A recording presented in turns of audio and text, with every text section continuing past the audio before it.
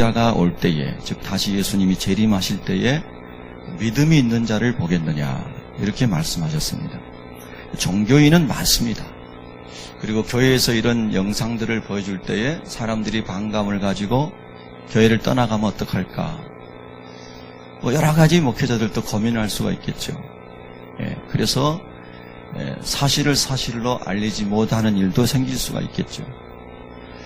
여러분, 우리가 예수 그리스도를 분명하게 구주로 믿고 있고 주님만이 우리의 왕이시고 주인이시고 참 하나님이심을 고백한다면은 우리가 어디를 가든지 예수님 편에 서야 될 줄로 믿습니다.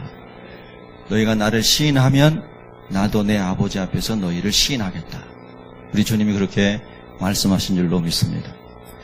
적어도 우리나라의 국립대학인 서울대학교 교정에서 강의실에서 저런 일이 일어나고 있다라고 하는 것은 정말 여러분 상상할 수 없는 일이 아닙니까? 그러나 많은 사람들이 알지 못하고 있다는 것입니다. 그리고 미화된 그런 교육에 사람들이 넘어가고 있다는 것입니다.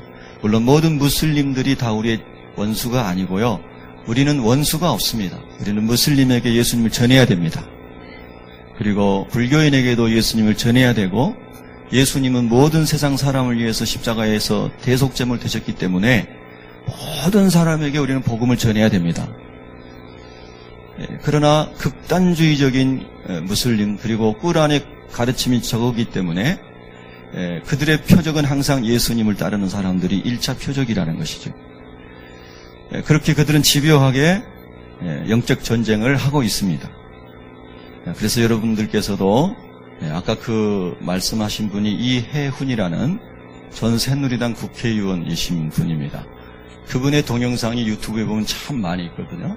여러분 참고하시고, 제가 지난해에도 그렇고 계속 오후 예배 시간에 이슬람 강의를 건 1년 하고, 지금은 요즘에 오후에 이스라엘 강의하고 있는데요. 여러분들이 바쁘시고 여러 가지 이유로 많이 참석을 못 하시잖아요. 그러니까 아무리 여기서 가르쳐도 듣는 분이 몇 분 안 계시니까 참 안타까워서 제가 요약된 영상을 일단 하나 보여드렸습니다. 오늘 이제 말씀의 주제도 이제 그런 것이죠. 예수님께서 이제 십자가를 지시기 위해서 예루살렘에 마지막으로 입성하시는 거죠. 그리고 예루살렘에 이제 들어오셔서 여러분이 잘 아시는 것처럼 많은 사람들이 정려나무 가지를 흔들면서 호산나 다윗의 자손이여 우리를 구원해달라고 하면서 막 환호하죠. 종려나무 가지를 흔들고 예수님 환영했기 때문에 우리가 그냥 쉽게 종려주일이다 이렇게 그 명칭을 붙이고 있는 거 아니겠습니까? 근데 여러분이 아시는 것처럼 이렇게 그들이 예수님을 환호했지만 불과 며칠 지나자 그들이 예수님을 십자가에 못 박으라고 그들의 마음이 돌변해서 내가 누구를 놓아주랴. 이 빌라도가 질문할 때에 바라바를 놔주라. 바라바. 죄를 지어 마땅히 죽어야 하는 그 사람은 석방해 주고 죄가 없고 흠이 없고 티가 없고 오직 영혼을 살리고 병든 자를 치료하고 하나님 나라를 전하셨던 그 예수님을 십자가에 못 박으라고, 예수를 십자가에 못 박으라고 막 소리를 지르는 그런 확한 사람들로 정려나무 가지를 흔들고 있는 사람들이 돌변했다고 하는 것입니다.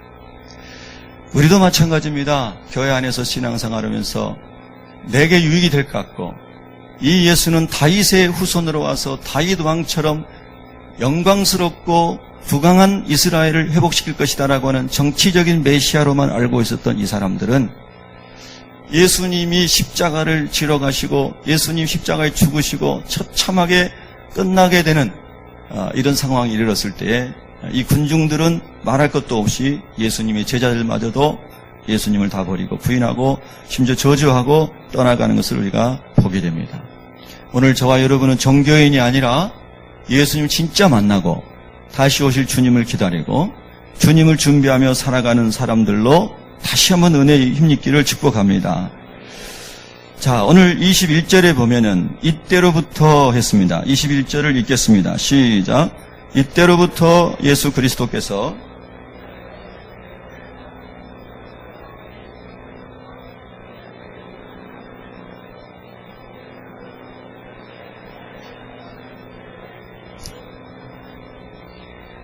만사의 때가 있다라고 전도서 3장 1절 3절에 보면 범사의 기한이 있고 천하 만사가 다 때가 있나니 날 때가 있고 죽을 때가 있으며 심을 때가 있고 심은 것을 뽑을 때가 있다. 헐 때가 있고 세울 때가 있다. 이 때에 대하여 쭉 설명을 하십니다. 만약에 예수님께서 마태복음 4장에 나온 것처럼 나를 따라오면 너희도 나와 같이 십자가에 못 박혀 죽을 운명이 될 거야.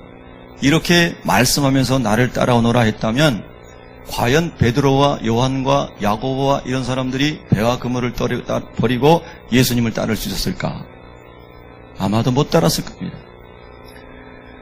그러나 예수님은 정치적인 메시아로 오셨다라고 그들이 오해하였기 때문에 예수님이 그렇게 올라가면 자기들도 한 자리 차지할 수 있겠다라고 하는 기대를 가지고 배와 그물도 버릴 수 있었습니다.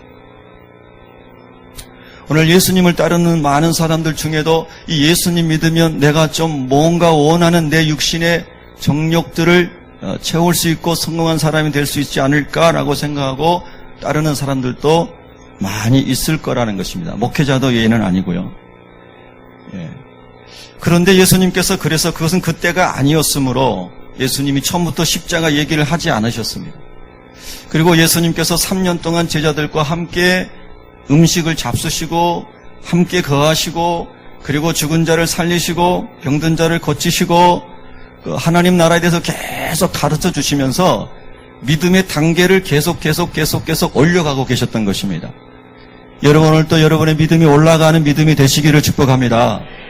뒤로 물러나 침륜에 빠지는 자가 아니고 믿음을 가지고 전진하시기를 축복합니다. 제가 지난 주간에 극동방송 창사 60주년 기도회에 갔었습니다. 좋은 쪽으로만 여러분이 생각하시면 됩니다. 제가 재작년인가 서망의 기도 극동방송에서 하는 생방송을 한 1년 정도 인도를 했었습니다.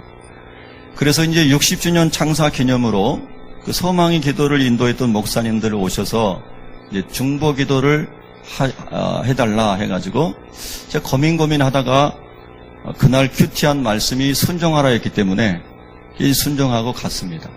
그래서 목사님 23분 그리고 기도하시는 권사님, 집사님들 또 병 치료받기 원하는 분들 이런 분들 한 600명 정도 오셨던 것 같아요. 극동방송 공개홀이 450석인데 그냥 계단이고 강단이고 다 앉아서 발 딜 틈이 없이 그렇게 사람이 채워졌습니다. 근데 제가 맡았던 기도 제목은 한국 교회를 위하여라는 기도 제목이었어요. 그래서 제가 이제 그 PD가 준 큐시트에다가 이제 한국 교회를 위하여 기도하는 기도 내용을 쭉 적고 오른손에는 무선 마이크를 들고 이렇게 제가 강단에 섰습니다. 그런데 23명의 목사님이 대표를 기도를 쭉 돌아가면서 하고 또 통성 기도해야 되니까는 기도 시간을 딱 정해줍니다. PD가. 요 시간을 넘기면 안 됩니다. 딱 그러고. 그러니까 이거 보고 읽어야 되는 기도 거의 그렇게 하는 거예요. 근데 제가 이제 강단에 섰는데요. 이 큐시트는 하나도 안 보이더라고요. 떨려서 안 보인 게 아니라 회중 얼굴들 다 보이고 저 멀리 뒤에 있는 시계 시간도 다 보이는데 하나님 이것은 가려주시고 제 안에 많은 그 하나님의 그 기름 부음이 있었어요. 그래서 나라 한국 교회를 위해서 기도를 해야 되는데 주님께서 저의 죄악을 회개하는 기도를 시키시는 겁니다. 하나님 아버지, 나의 더러움을 회개합니다. 이 악한 것을 회개합니다. 그 제가 회개기도 하는 시간이 됐어요. 그리고 또 한국교회를 위해서 기도를 해야 되는데 하나님 한국교회의 죄악을 회개합니다. 이런 기도만 하고 있는 겁니다. 그래서 내내 다 회개기도만 했습니다. 제가 한 게 아니고 성령님께서 회개기도 하게 하신 거죠. 근데 제가 참 신기한 이제 체험을, 예전에도 그런 체험을 했지만은 하나님께서 저를 격려해 주시려고 그런 체험을 하게 하셨는데 이 팔꿈치에서부터 손끝에까지 양손이 다 이렇게 한 손은 마이크 잡고 있고 한 손은 큐시트 들고 있지 않습니까? 근데 이 두 손이 다 마비가 되는 것 같아요. 엄청난 전기가 흐르는 것처럼 뭐라고 설명을 못 하겠습니다. 제가 국민학교 다닐 때 성령 처음 했을 때 그때는 온몸에 그런 하나님 은혜를 경험한 적이 있어요. 우리가 흔히 말하는 성령 세례. 근데 그날 밤에도 그런 은혜가 엄청나게 임하는데 감당을 할 수가 없고 마이크를 떨어뜨릴 것 같아요. 그래서 꼭 붙잡고 이렇게 있었습니다. 계속 눈물이 흐르고 하여튼 사람들이 다 울면서 같이 이렇게 기도를 하게 되었습니다. 그리고 이제 제가 시간이 이미 제가 맡은 시간이 이미 다 지나갔을 겁니다. 그래 이제 예수님의 이름으로 기도합니다. 아멘 하고 이렇게 이제 나오는데요. 나오는데도 계속 눈물이 흐릅니다. 그리고 강사 대기실이 이제 그 옆에 무대 뒤에 옆에 있는데 거기에 환자들 문제 있는 사람들이 기도받으러 온 사람들이 그 회중석에는 자리가 없으니까 그 대기실까지 와가지고 기다리고 있어요. PD분이 저한테 그분들 기도해달라고 그래요. 그래서 이제 또 안수 기도를 하는데 막 한없는 눈물이 흐르면서 기도가 이렇게 막 부어지는 거예요. 진짜 제가 기도하는 게 아니라 하나님의 성령이 막 기름 부어주시더라고요. 저는 그분들이 치료받을 거라고 믿습니다. 지난주에도 우리 성도님 한 분이 이제 암으로 힘드신 분인데 너무너무 몸이 상태가 안 좋으시고 음식도 안 잡히시고 여러 가지 너무 힘드시다고. 그래서 이제 제 방에 주일날 예배 마치고 들어오셔서 기도해 주시라고 해서 기도를 했는데 주중에 연락이 왔습니다. 예. 암센터 병원에 가셔가지고 다 검사를 해봤는데 아무 이상이 없고 마음이 너무 평안하고 너무 기쁘시다고 오늘 또 아주 기쁜 마음으로 예배당에 오셨습니다. 제가 왜 이런 말씀을 드리냐면요, 하나님은 살아계시다는 거예요. 근데 우리가 신앙생활을 하면서 때로는 하나님의 기적이 막 경험될 때도 있지만은 때로는 그런 기적이 경험되지 않고 그냥 말씀만 붙잡고 가야 되는 광야라고 여겨지는 인생의 신앙의 여정길이 반드시 있다는 겁니다. 그런데 아무리 광야같이 여겨져도 말씀만 붙잡고 가는 사람은 절대로 승리합니다. 할렐루야. 정말로 놀라운 일이 일어납니다. 저는 그날 밤에 너무 기뻐서 5시 15분에 모여서 한 10시 넘도록 기도해야 하고 저는 너무나 기뻐가지고 거기 지하 주차장에서 집에 오는 거 그렇게 중요하지 않으니까 다른 사람들 지하 주차장에 다 빠져나가고 제가 맨 늦게 나왔습니다. 차에서 하나님의 은혜를 묵상하면서. 그리고 이제 그 극동방송국에서 오면서 너무너무 신나가지고 우리 아내한테 막 전화해갖고 간증하고, 예, 또 제가 가까운 목사님 선배님들한테 전화해가지고 막 간증하고 그랬더니 한 선배님이 자기 교회 와서 집회 좀 해달라고 그래요. 예. 그래서 월요일 저녁에 가기로 했습니다. 예. 여러분, 우리가 하나님의 은혜 가운데, 우리가 하나님의 말씀의 능력 가운데 붙잡혀 있을 때 그 기쁨 아시죠? 여러분, 그게 얼마나 황홀하고 얼마나 놀랍습니까? 그러니까 하나님 저를 많이 격려해 주시는 것 같아요. 또 제가 하나 간증하겠습니다. 오늘 이렇게 간증이 길어지는 분에 지난 주간에 제가 어떤 분을 이렇게 전도를 했습니다. 그분은 부천에 사시는데 부천에서 아침에 여기 교회 예수를 전혀 안 믿는 사람이 오는 게 쉽지 않겠죠? 예. 여러분 다 꿀먹은 벙어리이시구만요. 예. 그래서 제가 막 기도하고 오늘도 새벽에 나서 기도하고 또 혹시나 못 올까봐 또 말씀 보내고 또 그래도 마음이 그래서 오셔가지고 1분만 있다가도 5분만 있다가도 되시니까 꼭 오십시오. 초청합니다. 그랬는데요. 9시 예배에 왔습니다. 예. 9시 예배에 오셨는데 한 10분 정도 늦으신 것 같아요. 그래서 10시 9분까지 예배 다 드리고 이렇게 가셨습니다. 제 간증이 뭐냐 하면요, 주님께서 우리가 주님의 말씀을 따라서 주님의 소원을 가지고 움직이기 시작하면 주님이 일하신다는 겁니다. 저는 오늘도 여러분의 믿음 안에서 우리 살아계신 하나님이 역사해 주시기를 축복합니다. 그거는 치유의 문제든 전도의 문제든 어떤 것이든 간에 살아계신 주님이 여러분 안에서 일하기 시작하면 역사는 일어난다는 겁니다. 그래서 저는 주님 사랑하고 또 그런 기적이 없어도 주님 사랑합니다. 왜냐하면 주님이 나를 위해 죽으시고 부활하셨잖아요. 내가 하나님의 자녀가 되었잖아요. 그리고 주님 나라 갈 날이 가까이 왔지 않습니까? 여러분, 저는 정말론자입니다. 오해하지 마시기 바랍니다. 사도 바울도 정말론자고 예수님도 정말 신앙을 가르쳤습니다. 종말이 뭔가? 예수님이 다시 오신다는 겁니다. 그리고 이 세상 나라는 없어지고 마귀의 세계는 없어지고 주님이 통치하시는 하나님의 나라가 임한다는 것입니다. 그것이 종말신앙입니다. 여러분, 사도 바울은 늘 종말신앙 가지고 살았습니다. 종말신앙의 유익은 무엇인가? 예수님이 언제 오실지 모르니까 준비된 자에게는 갑자기 와도 갑자기가 아니겠죠.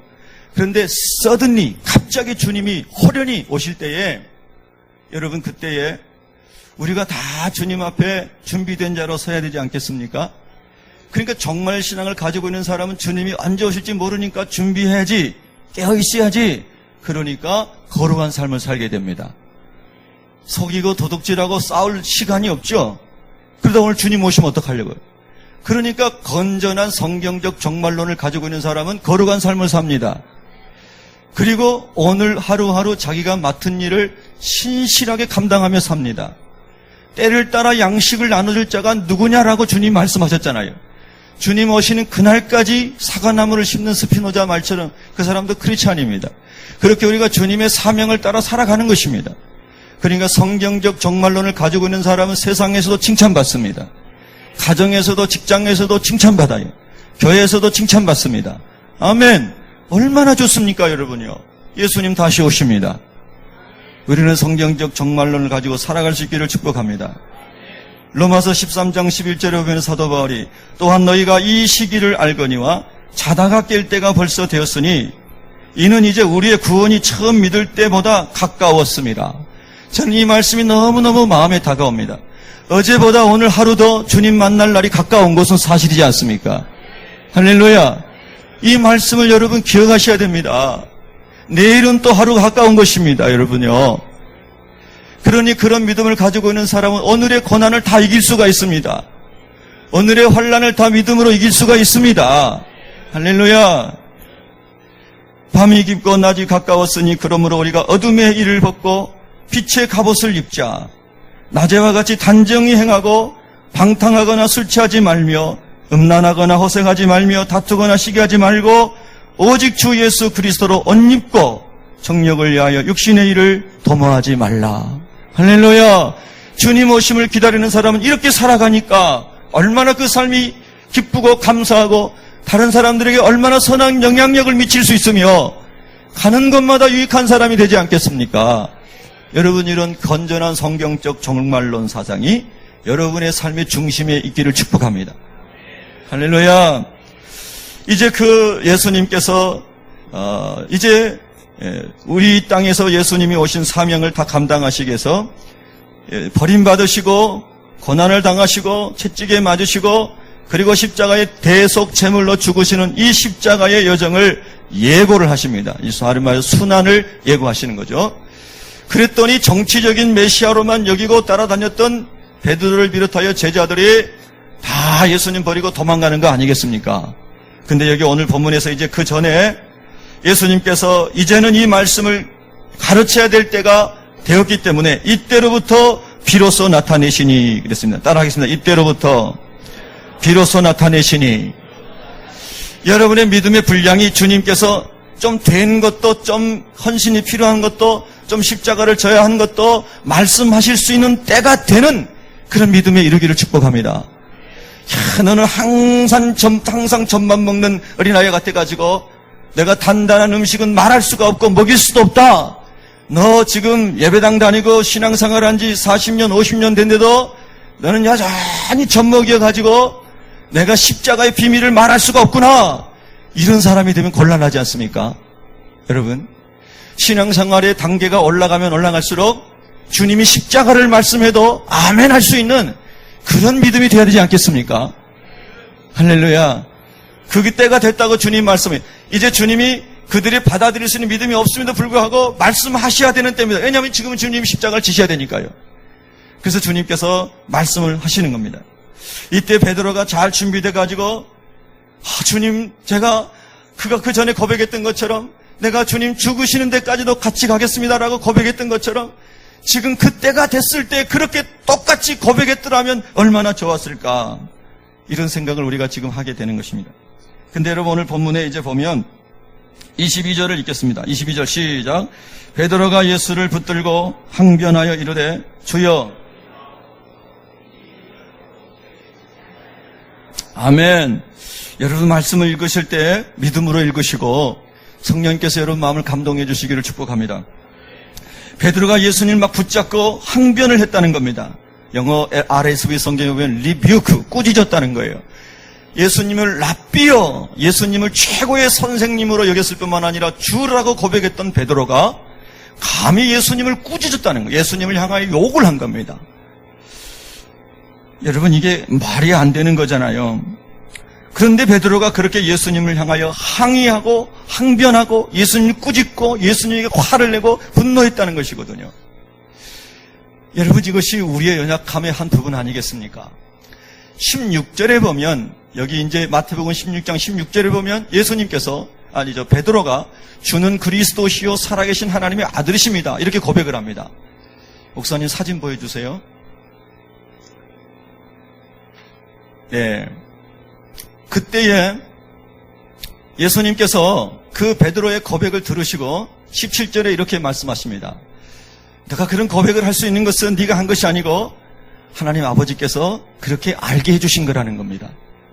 여러분 우리가 예수님을 주님이라고 고백할 수 있는 것은 내가 한 것 같지만 성령님께서 말씀을 듣게 하시고 깨닫게 하셔서 그렇게 고백하게 된 줄로 믿습니다. 고린도전서 12장 3절에 보면 성령이 아니고서는 누구든지 예수님을 주님이라고 고백할 수 없다라고 하였습니다. 그러니까 성령의 깨닫게 하심으로 우리가 고백하게 된 줄로 믿습니다.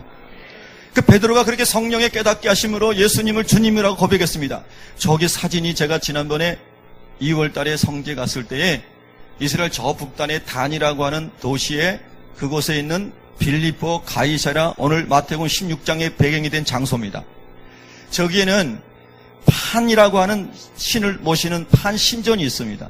예, 그 사진 첫 번째 사진에 보면 건물 그림이 있는데 저 건물이 예수님 시대에 저런 신전이 있었다라고 하는 것을 거기에 이제 안내도로 되어 있습니다. 두 번째 사진에 보면 지금 저기 동굴처럼 보이는 곳이 그 안에 이제 신을 모셨던 그런 장소들인데 순례자들이 거기서 이제 성경 말씀을 묵상하고 그랬습니다. 한 장 더 넘기시면 저기가 그런 장소라고 하는 이정표가 있는 곳입니다.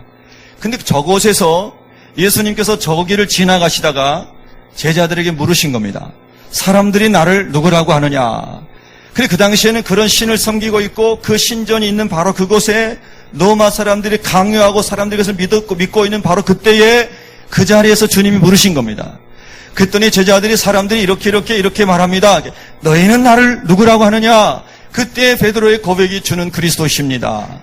살아계신 하나님의 아들이십니다. 이 고백을 했습니다. 그때 17절에 예수님께서 바야나 시몬아 내가 복이 있도다 그랬습니다. 요한의 아들 시몬아 내가 복이 있도다. 여러분 우리가 예수님을 주님이라고 고백하는 것보다 더 큰 복이 없는 줄로 믿습니다. 예수님을 하나님의 아들이라고 예수님이 나의 구주라고 고백하는 것이 복 중에 복인 줄로 믿습니다. 성령께서 은혜 주셔서 그렇게 베드로를 고백했습니다. 그런데 이제 그런 고백이 있은 다음에 이때로부터 예수님께서 제자들에게 예수님의 순환에 관한 말씀을 하셨거든요. 근데 그때 베드로가 예수님께 항변을 하는 것입니다.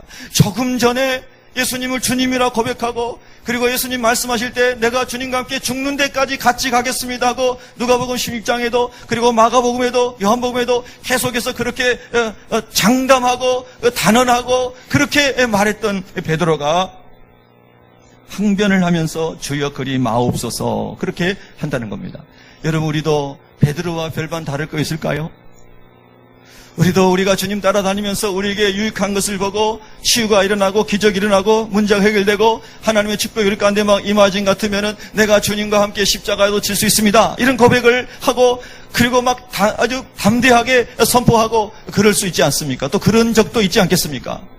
근데 이제 그때가 됐습니다. 일어나라 함께 가자. 주님께서 겟세마네 동산에서 기도하시고 그리고 예수님을 잡으러 온 칼과 뭉치를 횃불을 가지고 온 사람들 앞에서 일어나자 함께 가자 했을 때 이미 제자들은 다 도망가 버리고 어디론가 가버렸습니다. 그리고 베드로는 멀찍이서 따라오다가 나중에는 예수님을 저주하는 자리에까지 가게 되었습니다. 여러분 우리는 이 두 마음이 늘 싸웁니다. 우리가 표현하기 좋을 때 사람들 앞에서 내가 나를 드러내고 내가 예수님 정말 더 사랑해, 나는 주님께 헌신된 사람이야, 주님의 십자가 앞에까지 같이 갈 수 있어, 그렇게 장담할 수 있고, 그렇게 다른 사람 앞에 너희들 다 떠날지라도 나는 안 떠나, 이렇게 자기를 드러내고 자기가 주님을 더 사랑한 것처럼 그렇게 말하고 그렇게 할 수가 있습니다. 베드로가 그런 사람이었다는 것입니다. 어쩌면 저의 신앙생활하면서도 제 삶 속에서도 이런 모습들이 많이 있었으리라고 생각합니다. 그래서 진짜 그 고백이 현실화될 때가 되었습니다. 일어나서 함께 가자. 그런데 그때 베드로는 항변하는 것입니다. 주여 그리 마옵소서. 이 일이 결코 주께 미치지 아니하리이다. 여러분, 우리는 예수님께서 원하시는 길을 가야 되고 우리가 늘 듣는 말대로 사명을 따라서 인생을 살아야 될 줄로 믿습니다.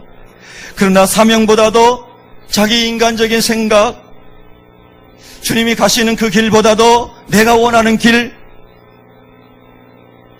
주님과 함께 할 때 편안한 길은 갈 수 있지만 고통스러운 길은 같이 갈 수 없는, 내가 원하는 길은 위해서 주님을 이용할 수 있지만 주님께서 부르는 소명에 대해서는 응답할 수 없는, 쉽고 편안한 길에는 앞장서서 갈 수 있지만 힘들고 어렵고 십자가 져야 되는 길은 어디든가 사라져버리는, 헌신은 없고 말만 거상하게 베드로처럼 자라는 그런 모습이 제 안에도 있고 또 그리스도인들 가운데 있을 수 있다고 하는 것이죠. 우리는 이 말씀을 묵상하면서 우리 영혼을 잘 들여다볼 수 있기를 축복합니다.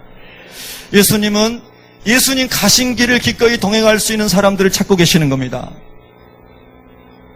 저는 어저께 뉴스 중에 이런 뉴스가 싹 스쳐가는 것을 봤습니다.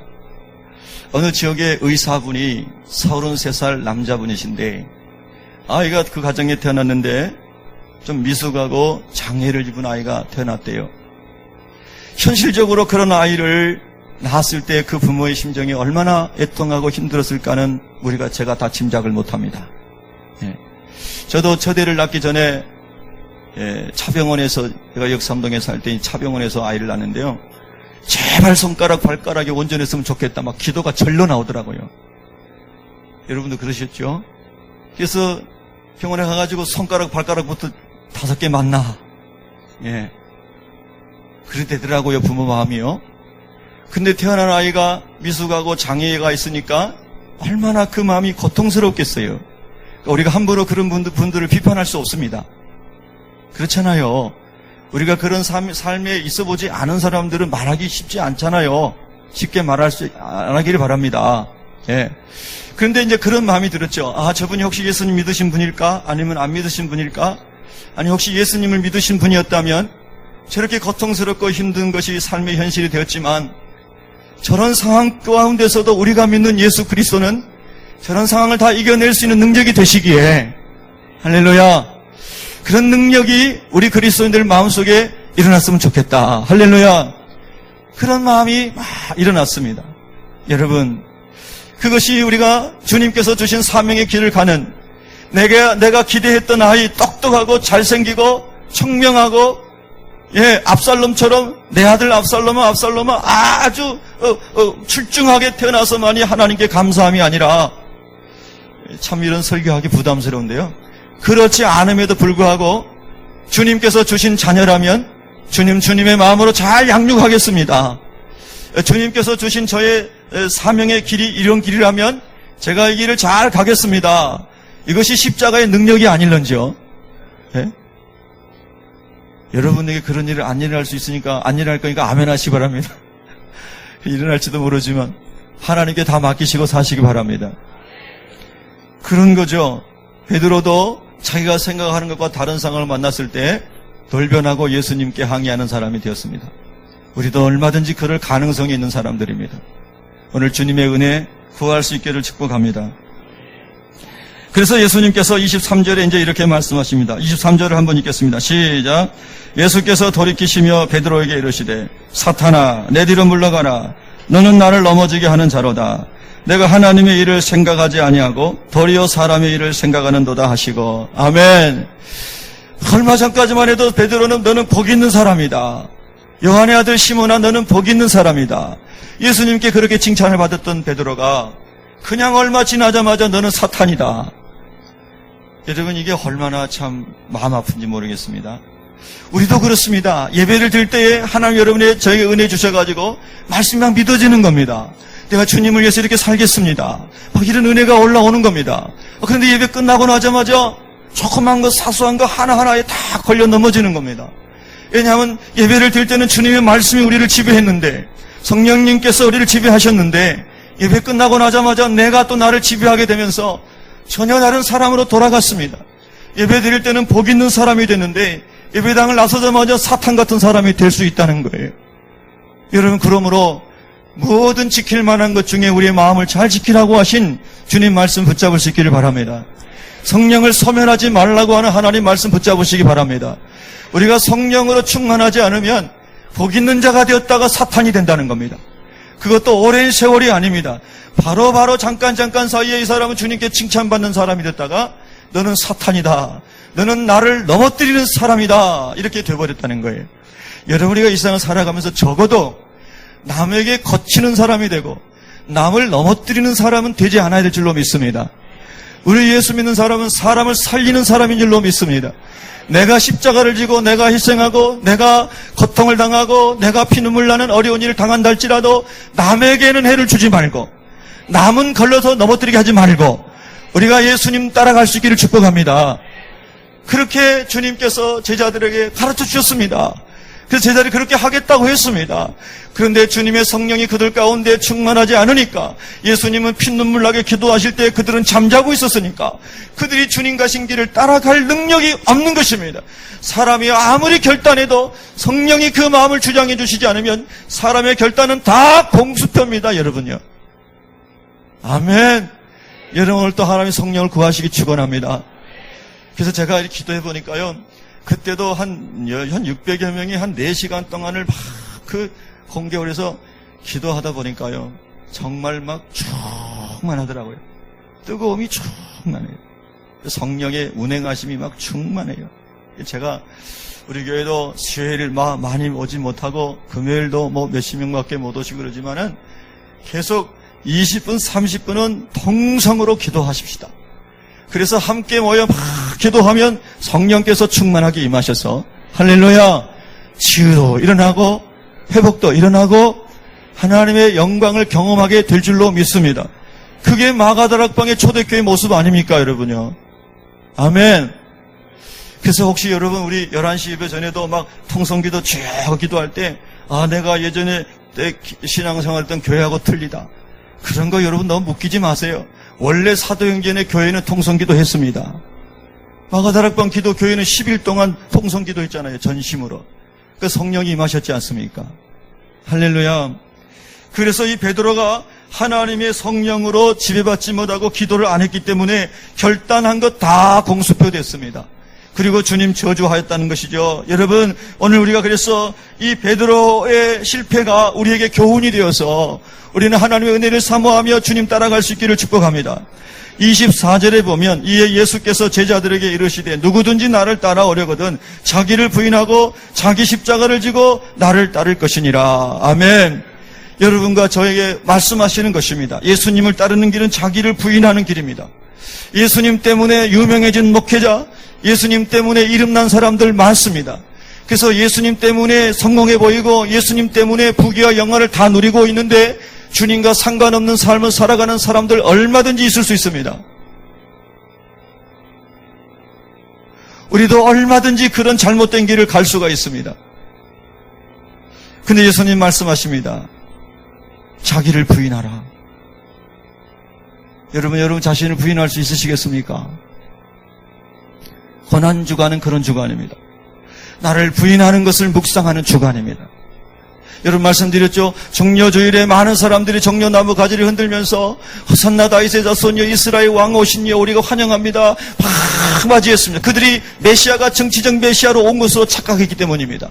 그런데 그들은 메시아가 정치적인 메시아가 아니라 십자가에 처참하게 죽으시고 모든 죄인을 위하여 대속제물이 되시고 비극적으로 끝나는 것처럼 보여지고 그렇게 된 것을 그들이 알았을 때는 다 예수님을 떠나게 되었습니다. 예수님을 따르는 길은 애초부터 십자가의 길이었습니다. 할렐루야. 배와 그물을 버리고 부모와 가족을 버리고 친구들을 뒤로하고 그들이 따라갔을 때 그들의 목적이 바로 이 십자가인 것을 알았더라면 지금 이 순간에 베드로가 도망치지 않았을지도 모릅니다. 우리가 처음 예수님께로 왔을 때는 여러 가지 동기가 있어서 주님께로 왔을지 모르지만 주님의 말씀을 계속해서 알아가고 주님의 십자가를 알아간 다음에는 우리의 신앙의 깊이가 더해지고 성숙되어서 십자가 신앙을 받아들일 수 있는 은혜가 있기를 축복합니다. 갈라디아서 2장 20절에 사도 바울이 말했습니다. 내가 그리스도와 함께 십자가에 못 박혔나니 그런즉 이제는 내가 사는 것이 아니요 오직 내 안에 그리스도께서 사시는 것이라. 이제 내가 육체 가운데 사는 것은 나를 사랑하사 나를 위하여 자기 자신을 버리신 하나님의 아들을 믿는 믿음 안에서 사는 것이라. 할렐루야. 여러분 여기에 아멘 할 수 있는 믿음이 있기를 축복합니다. 이런 믿음이 우리 가운데 있다면 하나님 아버지 제 삶 가운데 만나고 있는 많은 고통들, 주님께서 주님의 능력으로 말미암아 내게 주신 이 십자가들 다 이겨낼 수 있는 능력도 주님이 주실 줄로 믿습니다. 가난도 질병도 관계의 깨짐도 그리고 모든 상한 심령으로 살 수 있는 그런 환경적 어려움도 주님 내가 죽고 예수님이 살면 다 이길 수 있을 줄로 믿습니다. 이것이 고난주간에 우리가 더 많이 묵상해야 되는 것이죠. 요한복음 12장 24절에 내가 진실로 진실로 너희에게 이르노니 한 알에 미리 땅에 떨어져 죽지 아니하면 한 알 그대로 있고 죽으면 많은 열매를 맺느니라. 이 말씀은 물론 예수 그리스도께서 우리 모든 인류를 위하여 죄를 대속해서 담당하시고 죽으시는 것을 말씀하신 것이죠. 예수님께서 십자가에 죽으심으로 그 보혈을 믿는 자마다 하나님의 자녀가 되는 줄로 믿습니다. 영생 얻는 자가 되는 줄로 믿습니다. 그래서 주님은 하늘의 미랄이 되셔서 십자가에 죽으셨습니다. 처참하게 죽으셨습니다. 저주받으셨습니다. 그리고 우리를 구원하신 줄로 믿습니다. 십자가의 길입니다. 우리가 가정을 세우기 위해서 술 취하고 방탕하고 음란하고 악한 길로 가는 남편이 있습니까? 아내가 있습니까? 자녀가 있습니까? 가족 중에 누가 그런 사람이 있습니까? 우리에게 십자가입니다. 나를 부인하지 않으면 그 길을 갈 수가 없습니다. 하나님 내 인생은 왜 이렇게만 되어야 합니까? 내 인생은 정말로 아름답고 찬란하게 꽃피기를 원합니다. 한 번뿐인 인생 나는 멋지게 살고 싶습니다. 모든 사람들에게 이런 소망이 있지 않겠습니까? 근데 하나님께서는 하나님의 영광과 하나님의 살아계심을 드러내시고 하나님의 뜻을 이루시기 위해서 때로는 우리가 감당할 수 없을 것 같은 고통의 문제를 우리에게 주십니다. 여러분 모두에게도 그런 고통의 짐이 있지 않으시겠습니까? 그럴 때 여러분은 어디로 가십니까? 세상에서 우리의 마음을 잠깐 편하게 해주고 우리를 잠깐 위로해 줄 수 있는 춤을 추러 가고 술을 마시러 가고 세상 우상을 찾아가서 점을 치고 이런 사람들이 얼마나 많습니까? 주님 우리에게 말씀하십니다. 자기를 부인하고 십자가를 져라. 거기에 승리가 있습니다. 거기에 능력이 있습니다. 거기에 사람을 살리는 하나님의 영광이 있습니다. 할렐루야. 그 길을 가는 사람은 하나님 나라의 상급이 있습니다. 십자가를 참으사 장래 주님께 올 영광을 주님께서 아시고 주님께서 십자가를 참으시고 장래 주님께서 누리실 기쁨을 아시고 승리하신 줄로 믿습니다.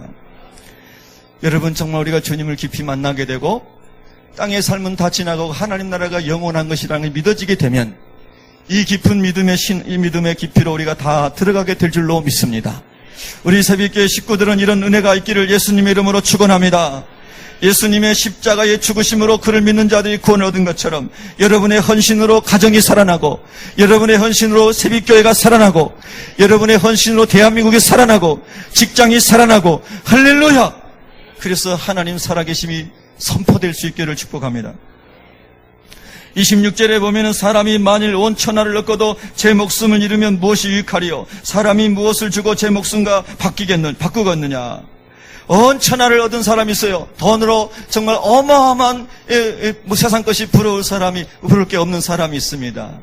얼마 전에 어젠가요? 또 이렇게 스쳐가는 뉴스, 이렇게 휴대폰에 뜬 거 이렇게 보니까요.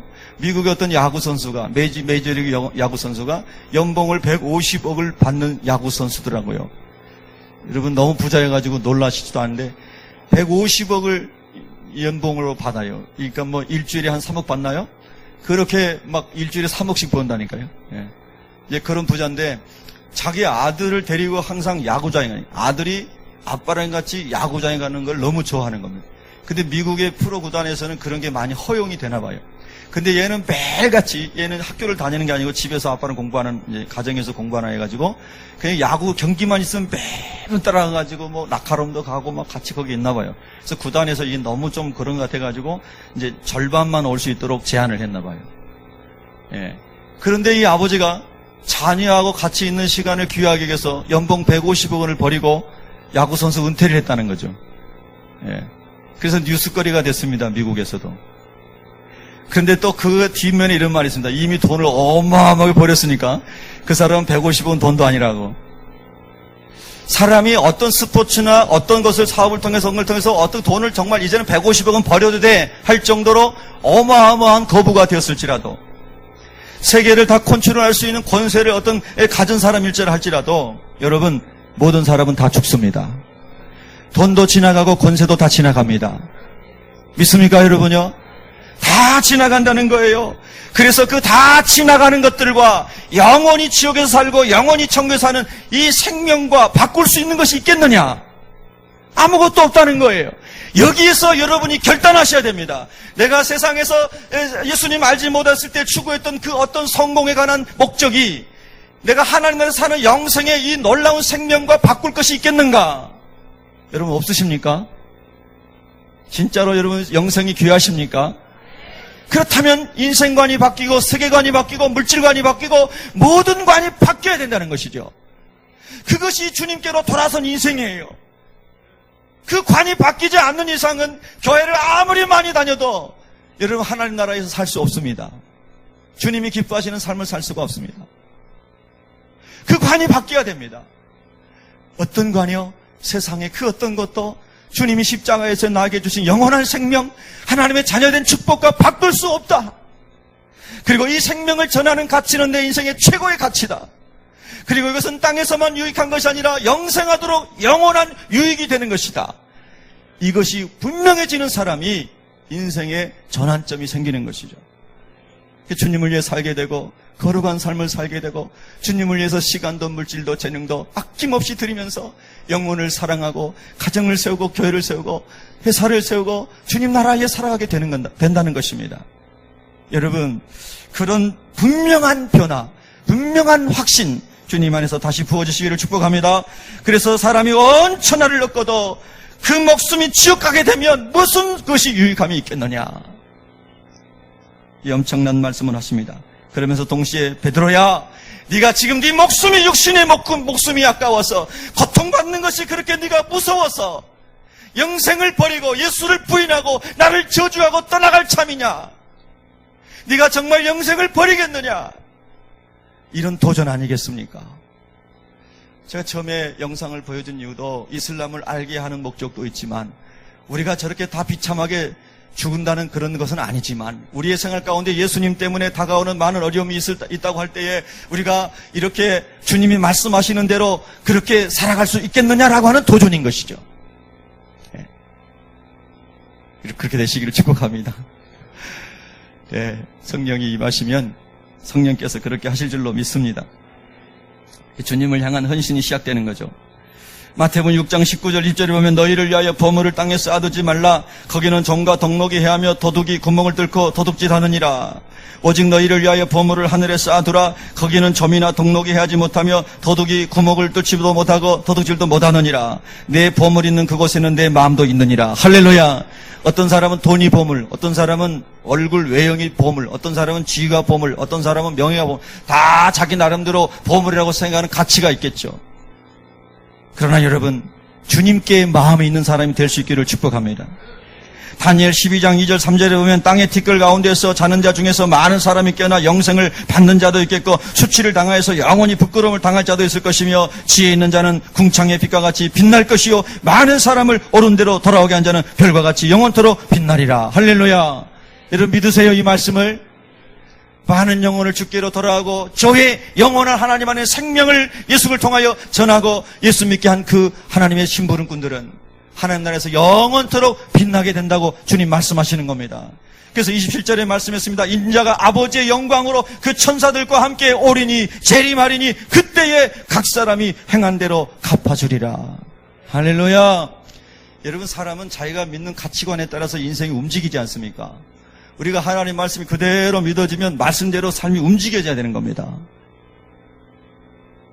그런 사람이 주님 앞에 쓰임받고 주님 앞에 섰을 때 칭찬과 영광과 상급이 있는 줄로 믿습니다.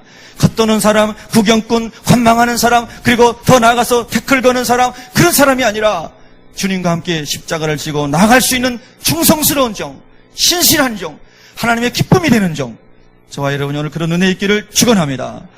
28절 읽겠습니다. 시작. 진실로 너에게 이르노니 여기 선 있는 사람 중에 죽기 전에 인자가 그 왕권을 가지고 오는 것을 볼 자들도 있느니라. 아멘. 이 말씀은 좀 어려워 보이지만 그 다음에 나오는 17장의 말씀과 연관되어 있습니다. 여기 서 있는 제자 중에 세 사람, 베드로와 야고보와 요한은 17장에 보면 1절에 엿새 후에 예수님께서 다볼산으로 올라가셔서 거기서 변화된 모습을 보여주시죠. 그 변화산이라고 우리 흔히 말하는 것입니다. 거기서 예수님께서 부활하실 때의 모습을 이 세 제자에게 미리 보여주시고, 예수님께서 부활의 몸을 입으시고 아버지 보좌에 계시다가 다시 재림 만왕의 왕이요 만주의 주요 심판의 주로 오실 때에 그 주님의 모습을 미리 보여줬다 이 말입니다. 할렐루야. 그래서 예수님이 이 엄청난 영광스러운 변화된 모습을 보여줄 때에 베드로가 너무너무 놀래가지고 여기에 초막을 짓고 우리가 여기 있었으면 좋겠습니다, 이렇게 말할 정도로 황홀한 그런 상태로 들어가게 되었다는 거예요. 여러분, 예수님께서는 예수님을 잘 믿지 못하고 잘 따르지 못하는 이 사람들에게 내가 이런 하나님이라는 것을 미리 왕 중에 왕이라는 것을 보여주시기 위해서 변화선 사건을 일으키신 줄로 믿습니다. 그리고 주님께서는 십자가 지시고 사흘 후에 부활하셔서 그 영광을 완성하신 것이죠. 주님은 부활하셨습니다. 인류 역사에 사망에서 부활하신 분은 예수님밖에 없음을 믿습니다. 그래서 이제 사도행전 17장 31절에 보면은 그 예수님이 다시 살아나신 것이 누구도 부인할 수 없는 예수가 그리스도라고 하는 분명한 증거다라고 확증하는 도장을 찍은 겁니다. 여러분, 예수 그리스도의 부활, 또 그 부활의 영광에 참여하기 위해서는 우리가 주님과 함께 십자가를 지고 자기를 부인하고 주님께서 주신 사명을 잘 감당하는 그 길을 갈 수 있기를 축복합니다. 주님의 고난에 대한 예고가 있을 때에, 십자가에 대한 예고가 있을 때에 주님께 항변하는 사람이 아니라 아멘하고 화답함으로 주의 뜻을 이루는 저와 여러분, 또 우리 교회 되시기를 주님의 이름으로 축복합니다. 기도하겠습니다.